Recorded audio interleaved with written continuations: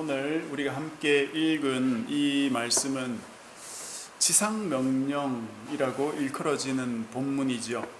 지상명령이 무슨 뜻인지 아십니까? 땅 위, 즉 지상 위에서 주신 명령이라는 뜻이 아니라 지극히 높은 명령, 가장 높은 명령, 최고의 명령이라는 뜻입니다. 이 명령보다 더 높고 귀한 명령은 없다고 할 만큼 이 명령은 아주 중요하다 하는 거죠. 그런데 이 지상명령이라는 명칭이 성경에는 나오지 않습니다. 예수님께서 성천하기 전에 마지막으로 주신 명령이기 때문에 이 명령의 중요성을 부각시키기 위해서 이제 그런 이름을 달아둔 거죠. 사실 이 명령은 구약의 창세기 처음부터 주신 명령이라고 할 수 있습니다. 하나님께서 사람을 하나님 형상대로 창조하시고 그들에게 명령하시기를 생육하고 번성하라, 땅에 충만하라, 땅을 정복하고 다스리라, 그렇게 명령하셨죠. 그 명령이 사실상 이 지상 명령과 같은 맥락에 있는 것입니다. 그래서 우리가 읽은 지상 명령은 예수님께서 십자가와 부활 이후에 새롭게 무언가 추가해서 주시는 명령이 아니라 창세기 때부터 주셨던 명령을 잘 정리해서 이렇게 주시는 것이다, 이렇게 생각하시면 되겠습니다. 예수님이 부활하시고 나서 이 명령을 주시는 이유가 무엇이겠습니까? 창세기 때 주셨던 그 중요한 명령이 그 이후로 수천 년 동안 참 제대로 지켜지지 않고 있지 않았는가. 그래서 주님께서 다시금 승천하시기 전에 이 명령을 요약해서 우리에게 주시는 것이다, 그런 생각을 하게 됩니다. 그러니 이 명령을 우리가 무언가 새로운 것이 있지 않을까 하는 생각을 갖지 마시고요, 옛날부터 주셨던 주님의 그 명령, 그것을 내가 어떻게 하면 잘 순종하며 살아갈 수 있을까 하는 부분에 우리 마음을 좀 집중했으면 좋겠습니다. 예수님이 부활하시고 나서 제자들에게 여러 번 나타나셨습니다. 마리아에게, 또 베드로에게, 엠마오로 가던 두 제자에게. 그날 저녁에는 유대인들이, 그 제자들이 모여서 문을 닫고 있었던 그 11 제자들에게 또 2번씩이나 나타나셨고요. 그럼에도 불구하고 이 제자들은 물고기 잡으러 디베랴 호수에 가고 있지 않았습니까? 바로 거기에 또 주님이 나타나셔서 만나주셨습니다. 여기서 베드로의 마음을 회복시키셨고 주님을 따르라, 그런 명령을 주셨습니다. 그리고 이제 오늘 본문이 이어지는데요, 오늘 본문 16절에 보니까 성경에 기록되지는 않았지만 예수님께서 제자들에게 어떤 산으로 오라 이렇게 명령을 하신 것 같습니다. 그 산에 제자들이 왔어요. 그리고 예수님이 그곳에 오셔서 또 제자들을 만나 주셨습니다. 그때 어떤 이들은 주님을 경배했지만 아직 의심하는 자가 있었다, 그렇게 되어 있죠. 경배했다는 것은 예수님을 보자마자 말 그대로 몸을 굽혀서 절을 했다는 뜻입니다. 의심했다는 것은 머뭇거리면서 예수님께 절하지 않았다, 그런 의미죠. 제자들 중에 의심하는 자들이 있었다 하는 것이 중요한 것인데 우리가 이전에도 계속 살펴보았습니다. 그럼에도 불구하고 이제 얼마 안 있으면 주님이 승천할 이 시점에 여전히 의심하는 제자들이 있다는 것은 우리의 고개를 갸우뚱거리게 합니다. 아니, 이렇게 믿음이 부족한 자들에게 주님이 지금 최고의 명령을 내리신다는 겁니다. 이 부분에서 우리가 좀 생각해 볼 것이 있을 것 같아요.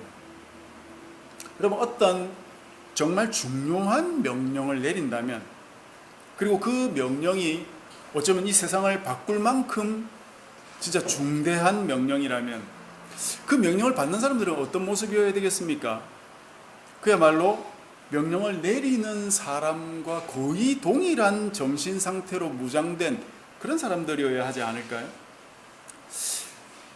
2차 세계대전을 일으켰던 그 히틀러라는 사람, 여러분 다 잘 아실 텐데 지금도 인터넷 유튜브에 들어가 보면 히틀러의 웅변 영상을 볼 수 있거든요. 그 사람이 웅변하는 걸 가만히 보면 독일어로 하니까 무슨 뜻인지는 잘 몰라도 뭔가 논리적으로 사람들을 설득시킨다기보다는 사람들의 감정을 부추겨서 동요를 일으키는 그런 모습 볼 수 있어요. 굉장히 열정적으로 막 웅변하거든요. 자신의 생각이나 가치관을 격정적인 몸짓과 언어를 통해서 듣는 사람들에게 전달하는 거예요. 그 부분에 히틀러가 굉장히 뛰어난 사람이었던 것 같습니다. 그 정도 하니까 젊은 청년들이 군대에 들어와서 죽음도 불사하고 2차 대전을 일으킨 거 아니겠습니까? 그런데 예수님을 보세요. 이 세상을 창조하신 유일한 신이라는 분이 육체로 오셨다가 죽었다가 살아나셨는데, 이것도 엄청난 일인데, 그런 일을 경험하고도 아직 그분을 의심하는 자들을 앞에다 모아놓고, 제일 가까운 제자들이라고 모아놓고 지상 명령을 내리고 있다 이 말이에요. 과연 이게 진짜 어떤 장면일까? 여러분 한번 머릿속에 생각해 보십시오. 이게 뭔가 좀 코미디도 아닌 것이, 과연 이런 명령을 한다고 이 명령이 이들에게 효력이 있었을까? 그런 생각도 들기도 합니다. 과연 주님은 바로 앞에 있는 이 제자들이 주님의 명령을 잘 따르리라고 기대하셨을까요? 물론 우리가 조금만 지나보면은 다 제자들이 엄청나게 변화되어서 명령을 따르는 참 놀라운 일을 보게 되기는 합니다만, 어떻게 그런 일이 일어나게 되었는지는 조금 뒤로 미루더라도 도대체 지금 현재 이렇게도 미비한, 준비가 되어 있지 않은 이 제자들에게 중차대한 명령을 내리시면서도 지금 의심하고 있는 그 사람들에 대해서도 경고나 걱정이나 염려도 하지 않으시는 걸까요?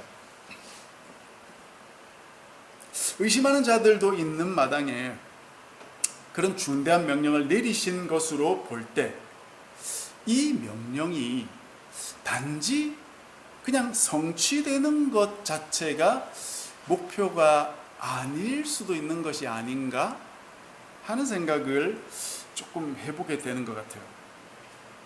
마음도 하나가 되지 않는 자들이 함께 무언가를 성취해 간다는 건 불가능하겠죠.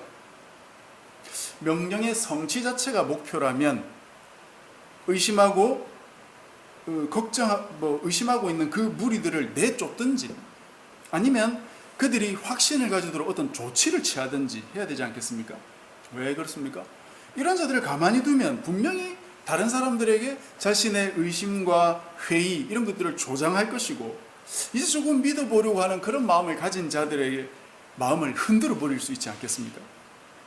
그러니 의심하는 자들은 처음부터 배제해버리는 게 더 낫지 않을까요? 그러나 주님은 그렇게 하지 않으셨어요.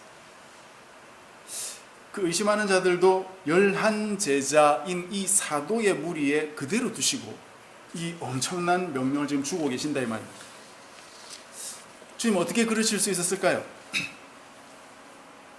이런 모습을 우리가 제자들의 모습으로만 생각해 보려고 하면 잘 풀리지 않는 거죠. 우리 자신의 모습을 조금 투영시켜 보아야 합니다. 우리 중 누가 대단한 믿음과 확신을 가지고 있겠습니까?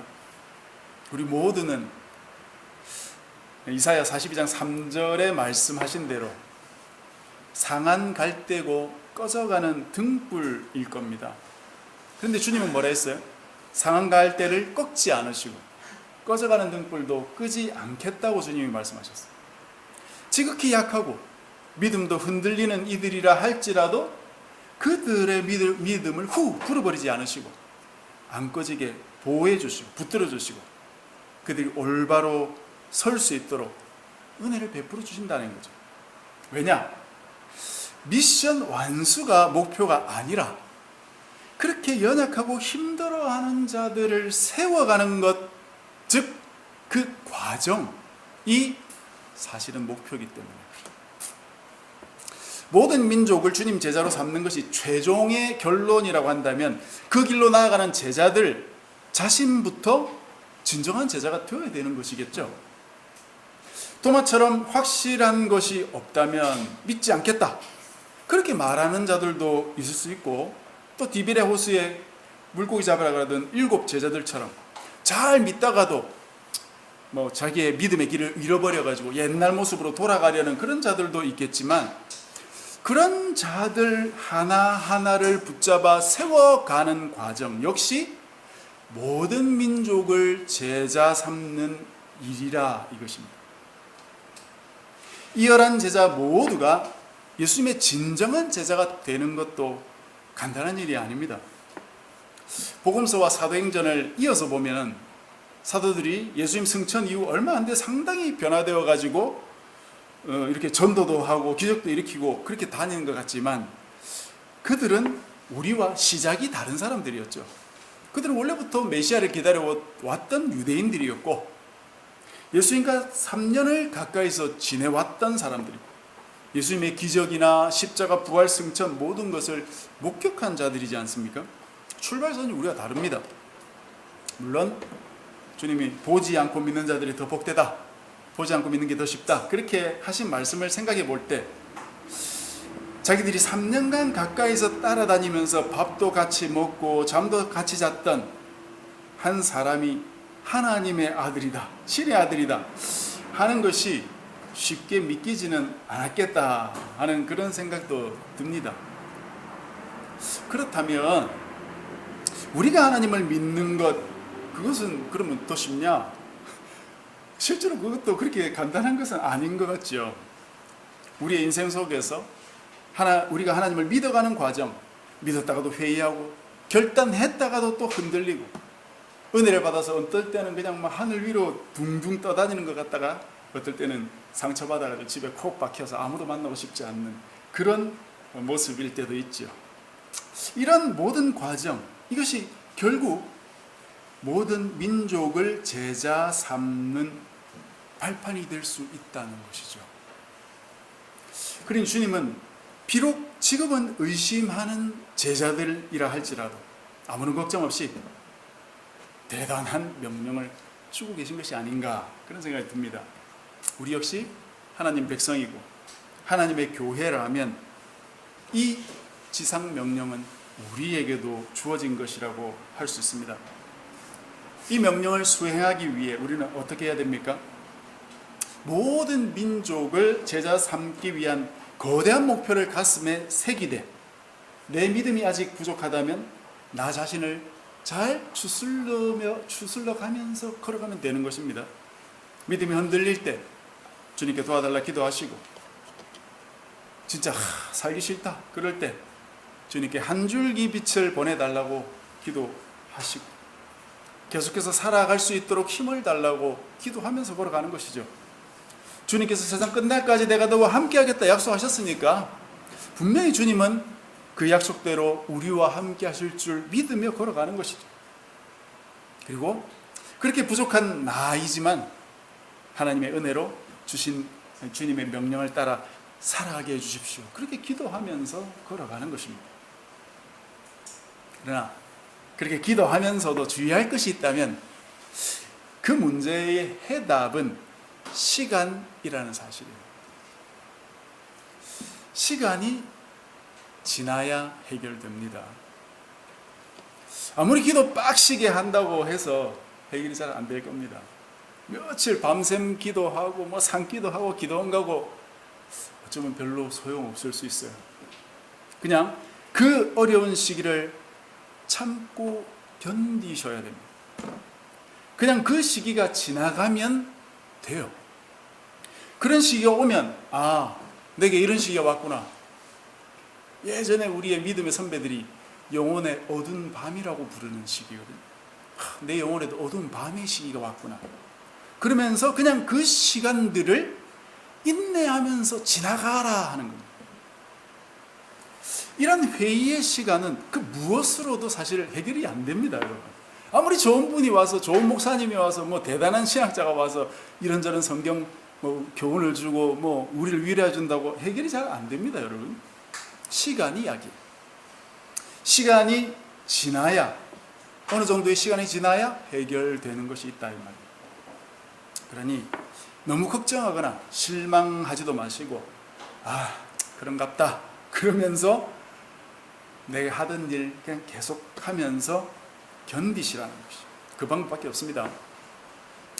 이게 무슨 뭐 뾰족한 방법이겠냐 싶겠지만 그거 외에는 다른 방법이 없어요.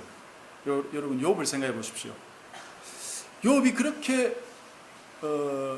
이유 없는 고난을 당하면서 계속 참 처음에는 믿음 고백하다가 뒤에 가면 계속 불평도 많이 하게 되거든요. 근데 욥의 그 문제가 하나님께서 오셔서 욥에게 답변을 주시기 전까지는 해결이 안 됩니다.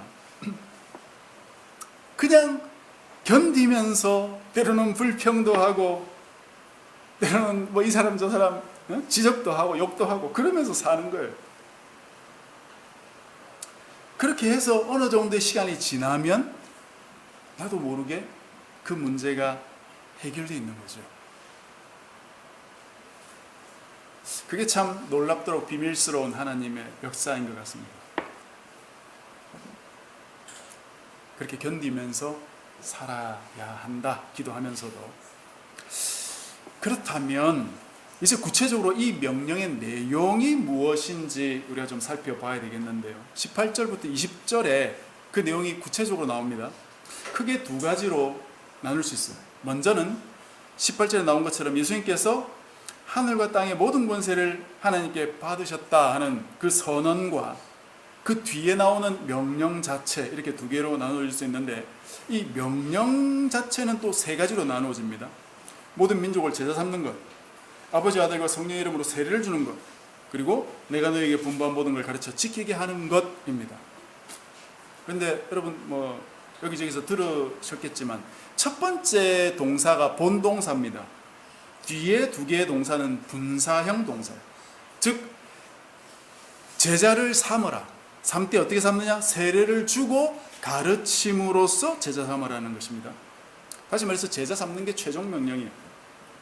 이 제자를 삼는 과정이 두 가지로 이루어져 있는데, 첫째는 세례 주는 것, 두 번째는 가르쳐 지키게 하는 것이다 이 말입니다. 자, 세례는 무엇이라고 했습니까? 여러 번 말씀드렸지만 다시 한번 우리가 기억을 해보십시다. 우리는 지금도 이 명령 따라서 성부, 성자, 성령 이름으로 세례를 주고 받고 있습니다. 원래는 물 뿌리는 게 아니고 물속으로 들어가는 침례였죠.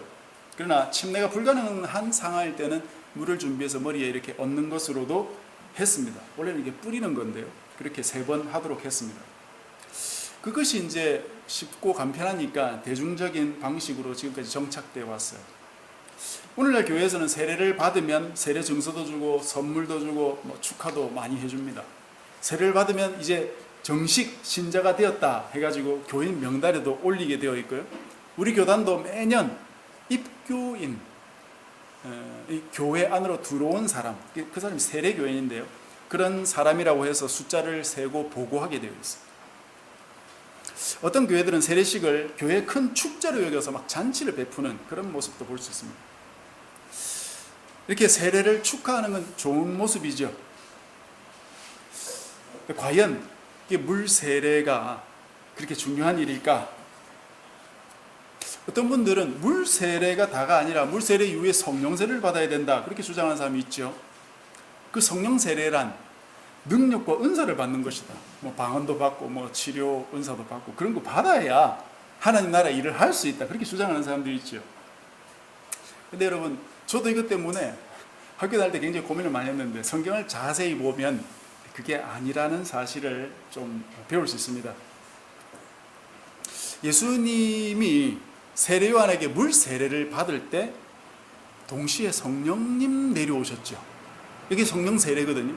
그걸 동시에 받으신 거예요.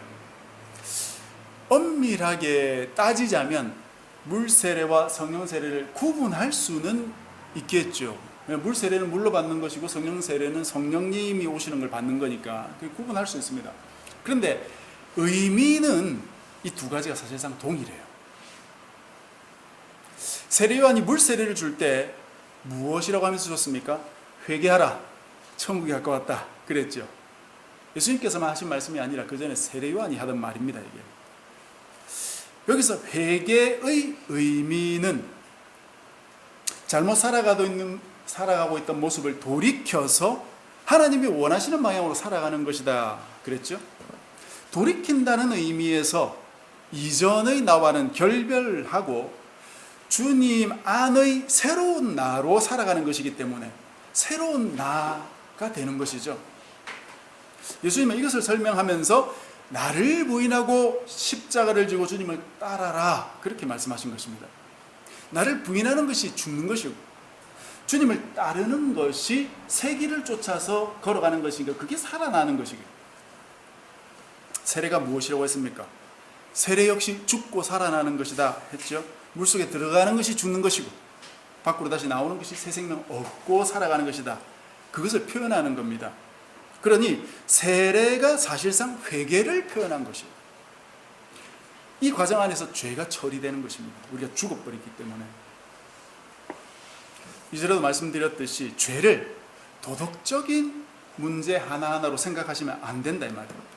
즉 내가 했던 나쁜 행동 하나하나가 죄라는 생각을 버리시고, 죄란 하나님과 관계가 끊어진 것, 하나님과 올바른 관계에 있지 못한 그것을 죄라고 생각하셔야 됩니다. 그래서 죄가 그럼 어떻게 처리되겠습니까? 하나님과 관계가 회복되면 죄는 처리되어 버린 거예요. 이게. 그런데 세례요한이 이렇게 말을 하죠. 나는 물로 세례 주지만 내 뒤에 오는 분은 나보다 훨씬 센 분인데 그분은 불과 성령으로 세례를 줄 것이다. 이 불과 성령의 세례 역시 사실은 같은 거예요. 말라기 제가 말씀드리면서 말씀을 드린 적이 있는데요. 이 말라기는 구약의 맨 마지막 책이고 말라기는 구약의 마지막 선지자입니다. 예수님 오시기 전 한 400년 전쯤에 활동했던 선지자예요.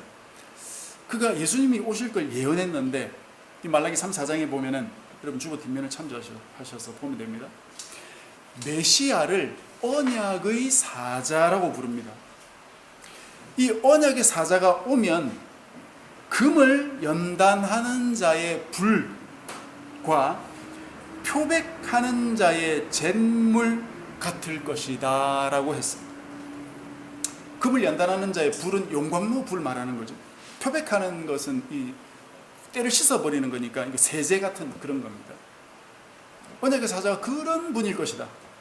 즉 그가 오셔서 너희들을 연단하듯이, 금은을 연단하듯이 연단해버릴 것이다.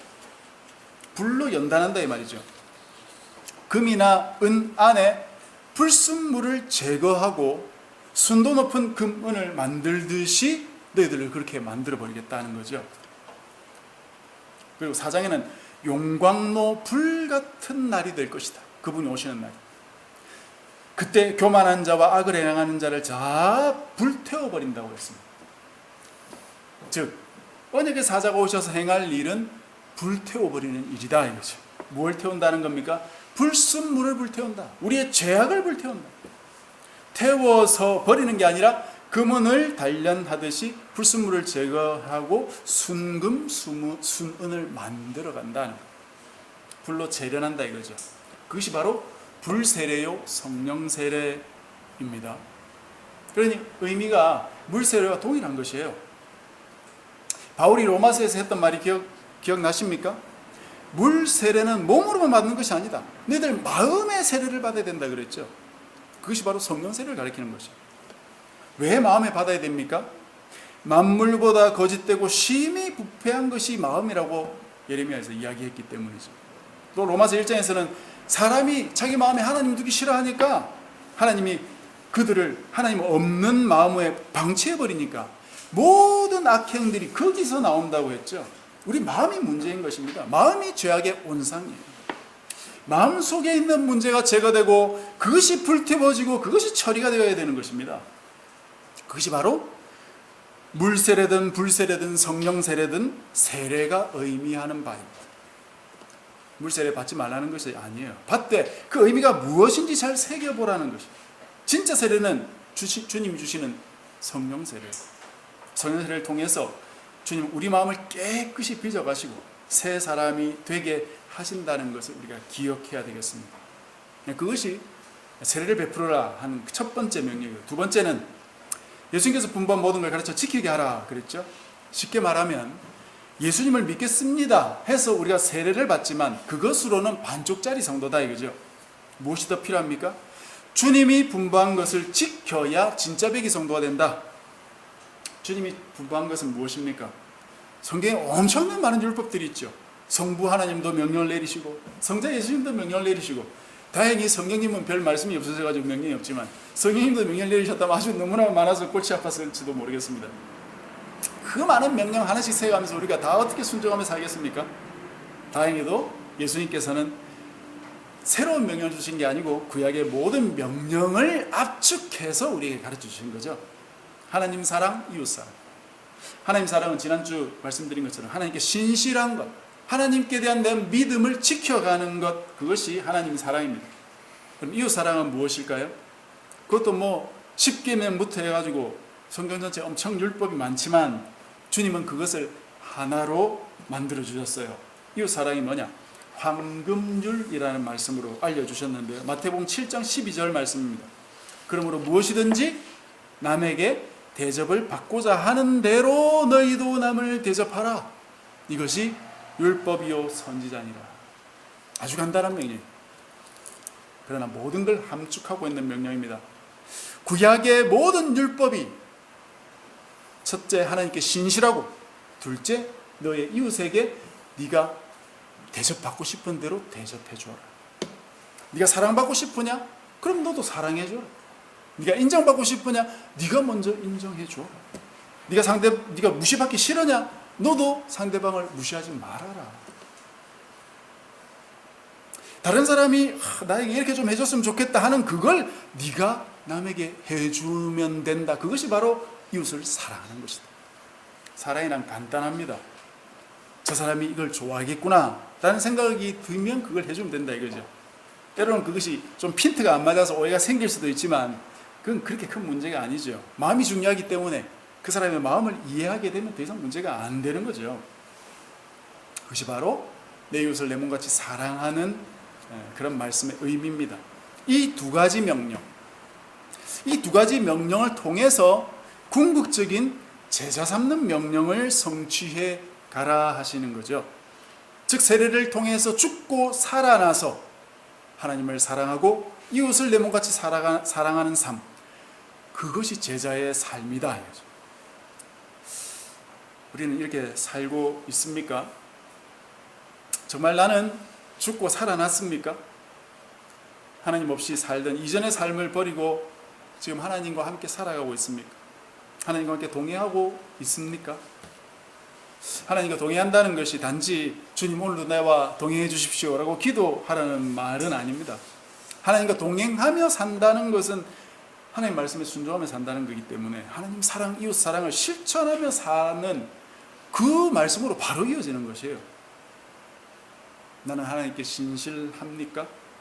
내가 대접받고 싶은 대로 내 아내, 내 남편, 내 가족, 어쩌면 내 남친, 여친, 내 가까운 사람들, 친구들, 아니면 내가 만나는 사람들, 그들이 그렇게 대하고 있는지 생각을 해보면 좋겠습니다. 그리고 그렇게 고쳐 나가는 것이 좋겠죠. 저 사람이 내게 먼저 그렇게 해주기를 기대하지 말고 주님은 네가 먼저 사랑해줘라, 네가 먼저 그렇게 대접해줘라 하셨기 때문에 나 자신이 먼저 그렇게 해주면 주님께서도 은혜를 베풀어 주시겠지. 그런 마음으로 하시라는 거죠. 이것을 주님이 지상명령이라고 하셨는데 그 명령을 하시면서 이 말씀을 앞에 하시죠. 하늘과 땅의 모든 권세를 내게 주셨다. 하나님 아버지께서 내게 주셨다. 그 말이 무슨 말입니까? 내가 왕이다 라는 말씀입니다. 주님이 왕이 되셨다는 말씀.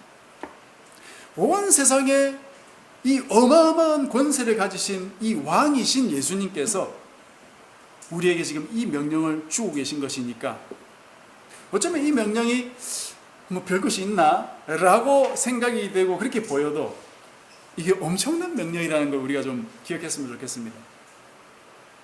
그리고 이 명령을 하고 얼마 안 지나서 주님께서 승천해 버리셨으니까 이 명령은 마치 유언과 같은 명령이거든요.